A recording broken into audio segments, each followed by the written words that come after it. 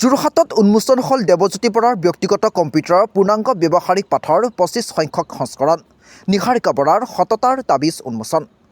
অসমৰ গ্ৰন্থজগতৰ কাৰণে সুখবৰ যে বিজ্ঞান প্ৰযুক্তিৰ সাহিত্য ক্ষেত্ৰখনৰ বিশিষ্ট তথা জনপ্ৰিয় লেখক দেৱজ্যোতি বৰাৰ বহু পঠিত আৰু বহুলভাৱে ব্যৱহৃত গ্ৰন্থ ব্যক্তিগত কম্পিউটাৰৰ পূৰ্ণাংগ ব্যৱহাৰিকৰ পাঠ ২৫ সংখ্যক সংস্কৰণ আজি এক আড়ম্বৰপূৰ্ণ অনুষ্ঠানত উন্মোচন কৰা হয়।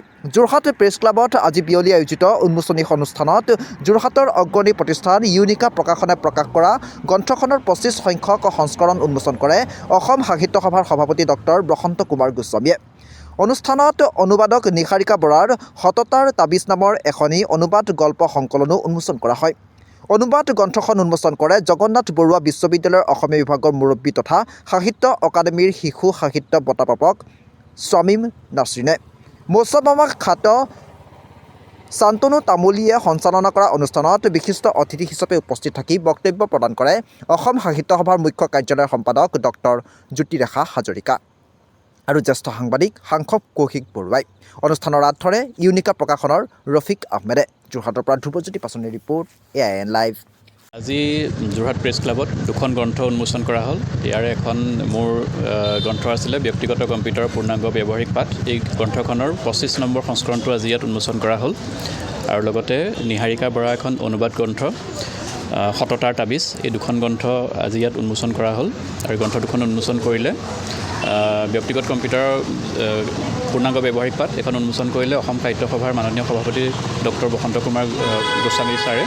আৰু দ্বিতীয়খন গ্ৰন্থ সততাৰ তাবিজ, এইখন উন্মোচন কৰিলে যোৰহাট জগন্নাথ বৰুৱা মহাবিদ্যালয়ৰ অসমীয়া বিভাগৰ মুৰব্বী অধ্যাপিকা স্বামীম নাছৰিন বাইদেৱে।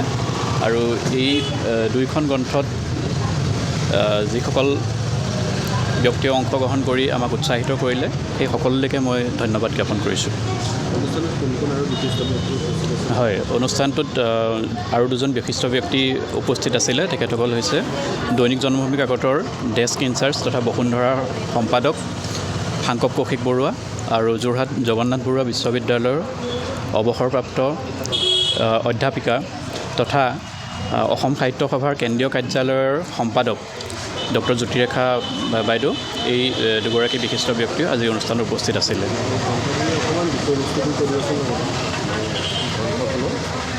হয়, ব্যক্তিগত কম্পিউটাৰ পূৰ্ণাংগ ব্যৱহাৰিক পাঠ এখন মূলতঃ কম্পিউটাৰ শিক্ষাৰ কিতাপ। কম্পিউটাৰ মানে বেছিক যিখিনি কথা শিকিব লাগে, এজন মানুহে কম্পিউটাৰ জানিবৰ কাৰণে যিখিনি বস্তুৰ প্ৰয়োজন হয় সেই গোটেইখিনি কথা সামৰি পেলাই এই গ্ৰন্থখন প্ৰণয়ন কৰা হৈছে। এই গ্ৰন্থখনৰ প্ৰথম সংস্কৰণটো প্ৰকাশ পাইছিলে ২০০৪ চনত আৰু আজি ইয়াত এই গ্ৰন্থখনৰ ২৫তম সংস্কৰণটো ইয়াত প্ৰকাশ পাইছে। আৰু এই সংস্কৰণটোত আমি গ্ৰন্থখনৰ প্ৰায় ৮০% সলনি কৰিছোঁ, নতুন বিষয়বস্তু ইয়াত দিয়া হৈছে। আৰু এইখন গ্ৰন্থ পঢ়ি পেলাই মই ভাবোঁ যিকোনো এজন মানুহে, সাধাৰণ মানুহে গ্ৰন্থখন পঢ়িয়ে কম্পিউটাৰ শিক্ষা আয়ত্ব কৰিব পাৰিব, কম্পিউটাৰটো ভালদৰে চলাবলৈ শিকিব পাৰিব। আৰু ইতিমধ্যে এই গ্ৰন্থখন অসমৰ বিদ্যালয়, মহাবিদ্যালয়, আনকি বিশ্ববিদ্যালয় পৰ্যায়তো এখন পাঠ্যপুথি হিচাপে প্ৰচলিত হৈ আহিছে। এইখন মোৰ দ্বিতীয়খন অনুবাদ গ্ৰন্থ আৰু গ্ৰন্থখন মোৰ খুব প্ৰিয়, মানে ব্যংগ বিষয়বস্তু আৰু হৰিশংকৰ প্ৰসাদ মূল লেখক। মোৰ অনুভৱ বুলি ক'বলৈ গ'লে মোৰ খুব প্ৰিয় গল্পকাৰ এজনৰ গল্পখন প্ৰকাশ কৰিব পৰাৰ কাৰণে মই খুব সুখী।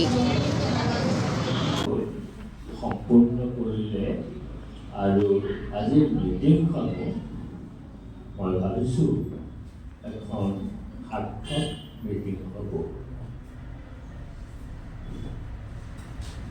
ইয়াত আয়োজকে এটা কথা কৈছে, উদ্দেশ্য ব্যাখ্যাটো আচলতে সভাসমিতিত থাকিব নোৱাৰে।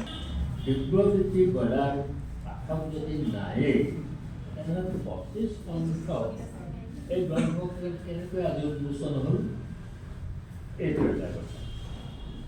আৰু প্ৰকাশক মন কৰিব, লেখক, পাঠক আৰু সমালোচক, এই তিনিজনৰ মাজৰ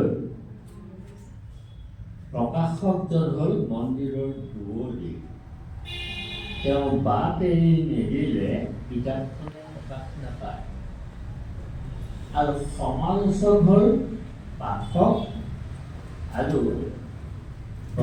লেখকৰ মাজৰ এজন মধ্যস্থিত ব্যক্তি, যি পাঠকৰ ৰুচি অধ্যয়ন যিকোনো খবৰৰ বিজ্ঞাপনৰ বাবে যোগাযোগ কৰক 7896121996